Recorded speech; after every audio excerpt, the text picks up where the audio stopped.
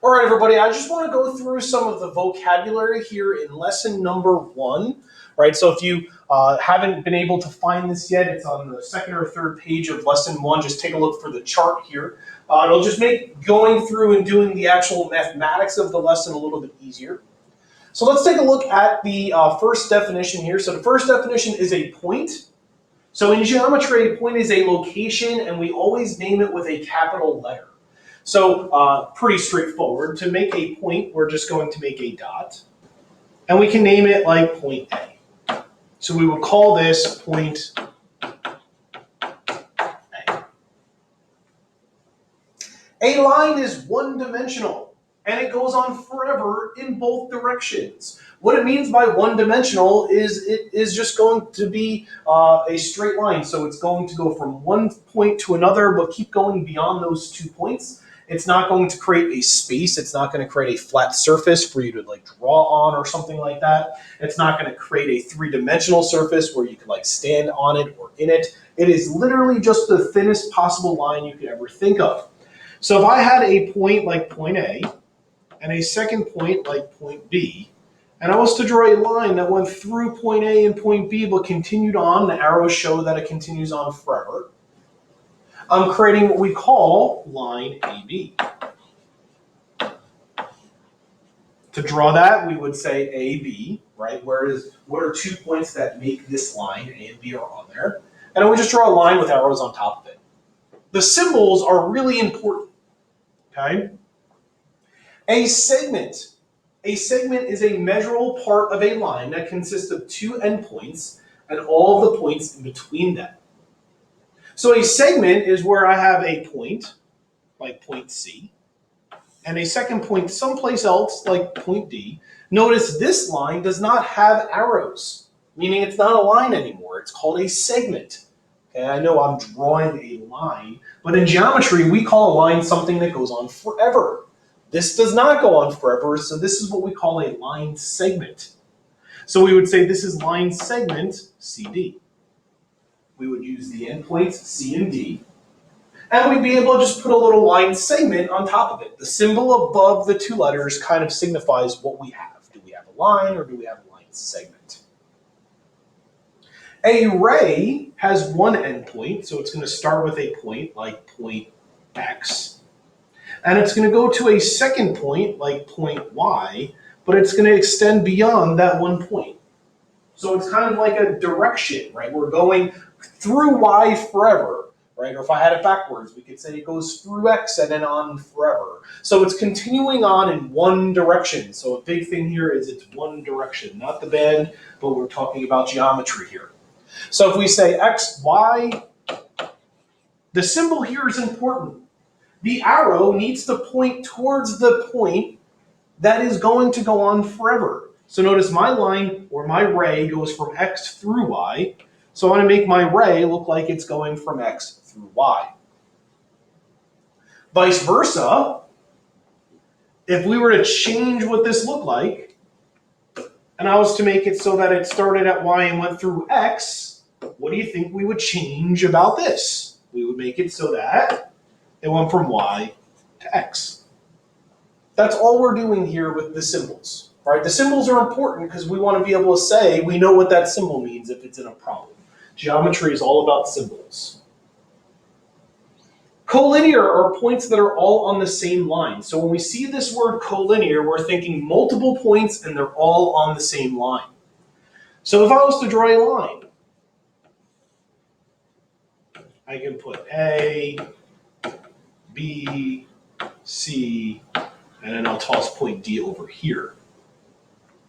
What we can say here is points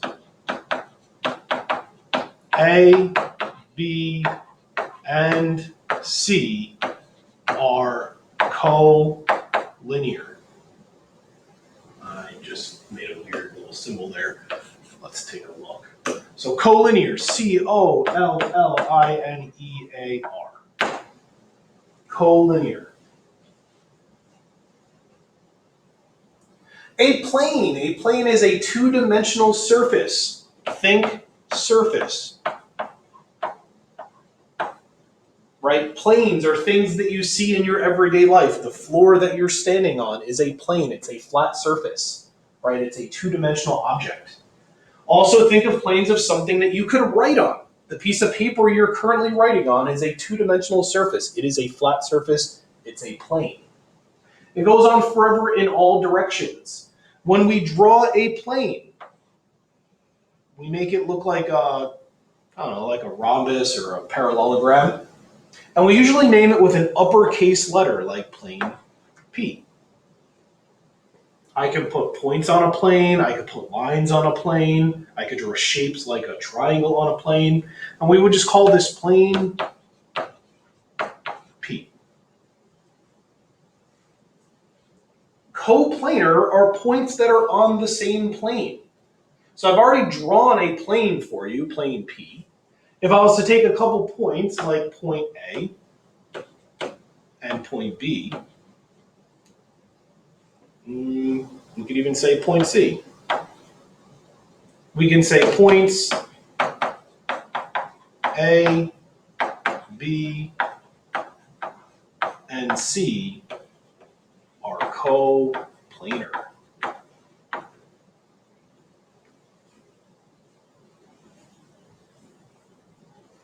A circle. We all know what a circle is, but what makes a circle a circle? A circle, and we'll see a lot more of this when we're in person and starting to play with those compasses, is a locus of all points that are equidistant from a given point, called the center.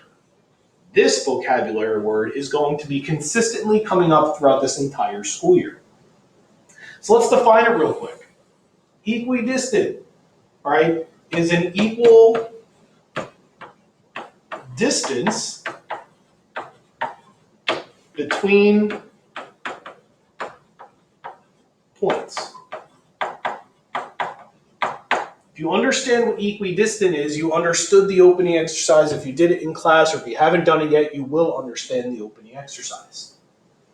So a circle is a center. Here's my center. We'll call this point A. If I was to measure a distance from point A to the left and make a point, down and make a point, to the right and make a point, up and make a point, those 4 points are all an equal distance away from point A. However, I can make that same distance go out in any direction. I can go out in any direction and make the same distance from A. So I'm just going to pick some random directions and count and look and see what I'm starting to create here. The more points that I make that are an equal distance away from A, the closer your dots are going to make to becoming a circle. Obviously, it's not going to be perfect because I'm not actually measuring here. If I was to measure, this would look a lot better than it does. If I was to then keep going and make even more points in between all of these points that are all an equal distance away from A, the more points I make, the more this is going to become a circle. That's what it means to make a circle. Circles are super important in geometry because circles create equal distances from a single point. That's what all of our constructions are going to be based around when we start doing constructions live in class. A radius is a segment connecting the center of a circle to any point on that circle. So I already have a circle here. So the radius is that equal distance, right? So this is the equal distance from the center to all points